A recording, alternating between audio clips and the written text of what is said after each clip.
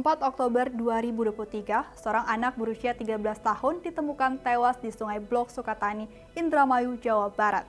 Ia meninggal di tangan ibu kandungnya sendiri. Dari riset yang kami dapat, korban bernama Muhammad Rauf, berusia 13 tahun dan merupakan warga Desa Parigi Mulya, Kecamatan Cipunegara, Kabupaten Subang, Jawa Barat. Saat ditemukan oleh warga, korban dalam keadaan berlumur darah dan tangan terikat. Dari hasil penyidikan kepolisian, korban dibunuh oleh ibunya sendiri dan dibantu paman serta kakek kandungnya. Kejadian ini bermula ketika Rauf yang telah lama tidak pulang ditegur oleh kakeknya. Namun ia merespon dengan memukul kakeknya. Sang kakek tidak terima dan membalas tindakan korban menggunakan kepala gergaji. Ketika korban ingin melarikan diri, ibunya datang dan menangkap korban, lalu membanting korban yang dibantu oleh sang paman. Ketika sudah tidak berdaya, korban dibawa ke aliran irigasi untuk dibuang ke sungai hidup-hidup oleh ibunya. Dari kesaksian warga, korban memang memiliki kebiasaan buruk. Korban sering tidak pulang ke rumah, tidur di jalan atau pos ronda, dan mencuri uang musola. Korban berperilaku menyimpang diduga setelah orang tuanya bercerai.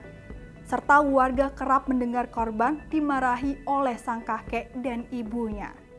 Kini pelaku ditetapkan sebagai tersangka dan ditahan di Polres, serta dapat menerima sanksi pidana tindakan pembunuhan berdasarkan pasal 341 KUHP mengenai pembunuhan anak secara sengaja oleh ibunya. Sebelumnya, Komnas Perlindungan Anak mengucapkan turut berduka cita kepada korban akibat kekerasan dari ibu, ayah, dan kakeknya sehingga korban meninggal dunia. Semoga korban diberikan tempat paling baik di sisi Tuhan. Melihat kasus kekerasan yang terjadi terhadap seorang anak di Subang hingga mengakibatkan korban meninggal dunia, menurut informasi yang Komnas dapatkan bahwa diduga korban memiliki perilaku yang negatif, misalnya seperti mencuri, kemudian anak yang nakal dan susah diatur.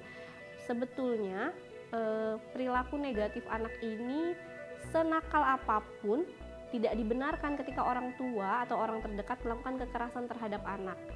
Begitu, justru tugas orang tua adalah bagaimana caranya untuk mengubah pola-pola perilaku yang memang tidak sesuai dengan norma-norma di masyarakat, menjadikan anak tersebut perilaku yang lebih baik.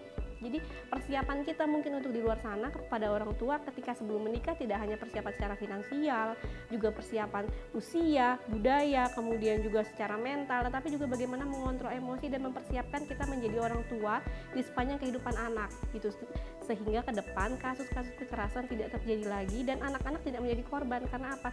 Karena mungkin pola pengasuhan yang terjadi di rumah salah sehingga anak itu menerapkan perilaku-perilaku yang salah juga dan tidak mendapatkan pengawasan yang lebih baik dari orang tua atau orang sekitarnya.